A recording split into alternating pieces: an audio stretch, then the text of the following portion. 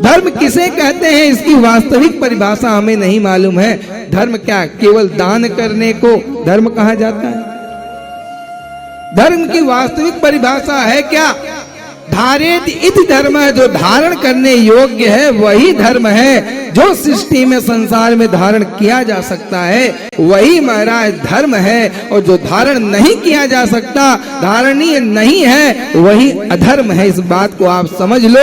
धर्म जितनी भी चीजें धारण करने योग्य हैं, लेने योग्य हैं, वही हमारे जीवन में धर्म है, और जो अयोग्य है, जो धारण करने योग्य नहीं है, वही अधर्म कहलाता है महाराज। धर्म और अधर्म की यही परिभाषा होती है, लेकिन हमने धर्म की परिभाषा दूसरी बना रखी है और अधर्म की परिभाषा दूसरी बना रखी है।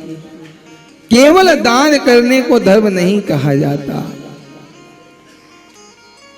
कहने का तात्पर्य आपको जो धारण करने योग्य है, कहीं से कुछ अच्छी चीजें मिल जाए तो एकत्रित करनी है। और आज प्रायः लोग अपने पुत्र से परेशान हैं। पुत्र जो है बड़ा कष्ट दे रहे हैं। उसका भी कारण हम स्वयं हैं। पहले भी निवेदन किया, पिता तो है लेकिन हम स्वयं भी हैं। कैसे? बाढ़े पूत पिता के घर में, खेती उपजे अपने घर में। यानी अगर पुत्र को अच्छा देखना चाहते हो, पुत्र को बढ़ाना चाहते हो, तो स्वयं को धार्मिक बन करके जीवन का निर्वहन करना पड़ेगा। तो आप तो नहीं बन पाओगे, क्योंकि आपके माता पिता ने जैसा धर्म किया होगा वैसी हिसाब से आपकी उन्नति होगी, इसमें कोई दो राय नहीं है। आपके माता पिता ने जैसे धार्मिक कार्य किए होंगे, जैसे धर्म किया होगा, जैसे जीवन निर्वहन किया होगा, वैसे ही आपका जीवन रहेगा। लेकिन आप यदि धर्म करोगे, यदि पुत्र को प्रसन्न रखना चाहते हो, उन्नति देखना चाहते हो, संस्कारवान देखना चाहते हो, तो ये गांठ मार लेना इस बात को, जितना ज्यादा धर्म पिता और माता करेंगे उतना ही उनके संताति, उनकी संतानें आगे बढ़ेंगी महाराज। देश विदेश हर जगह नाम रोशन करेंगी। और जितना हम चाहेंगे कि कपट कपट के चल प्रपंच धूर्त बोल बोल के बिल्डिंग अटारी बना दे, तो वो केवल और केवल आपको तो नाश करेंगी करेंगी, लेकिन जिनके लिए अर्जन कर रहे हैं उनका भी वो नाश करेगी।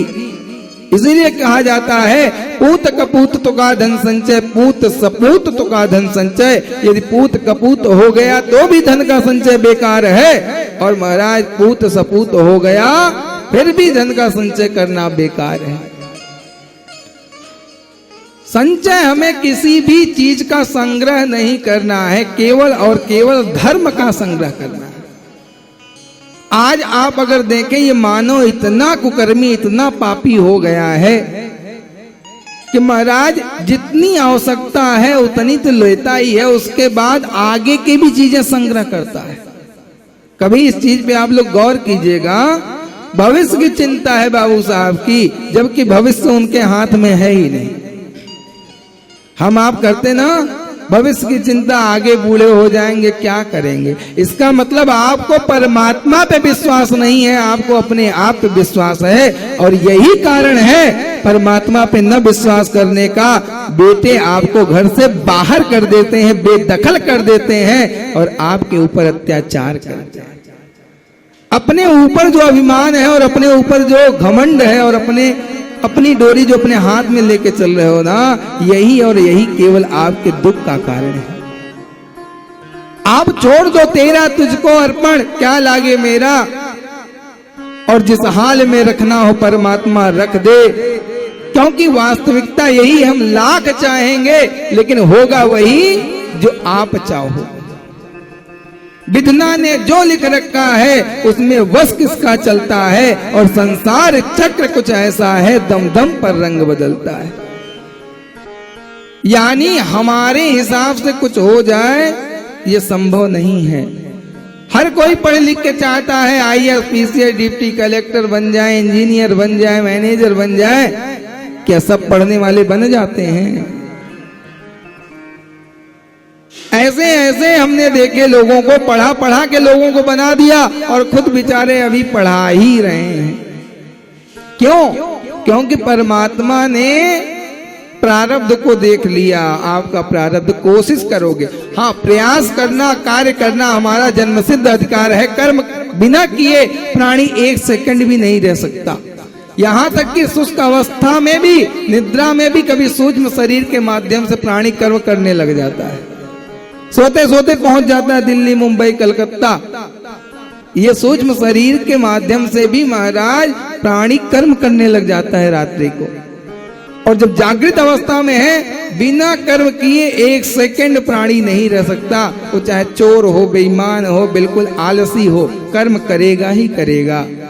अब ये जरूरी नहीं कि फावड़ा लेके कर्म करने लग जाए, दिमाग से ही कर्म करता रहेगा, सोचता रहेगा कुछ न कुछ। यानी 24 घंटे में जब तक जागृत अवस्था है तब तक प्राणी बिना कर्म किए नहीं रह सकता है। तो कर्म करना हमें छोड़ना नहीं है, लेकिन उसका परिणाम जो हम कर रहे हैं, उसका प्रतिफल वही मिल जाए ये निश्चित नहीं है। जैसा हम कर्म कर रहे हैं उसके अनुकूल फल मिल जाए ये निश्चित नहीं है। क्यों? क्योंकि हानि लाभ जीवन मरण जस अपयस विधि हाथ, ये 6 चीजें परमात्मा ने अपने हाथ में रखी, ब्रह्मा जी से भी दूर कर दी। ब्रह्मा जी, इसके अधिकारी आप नहीं हो।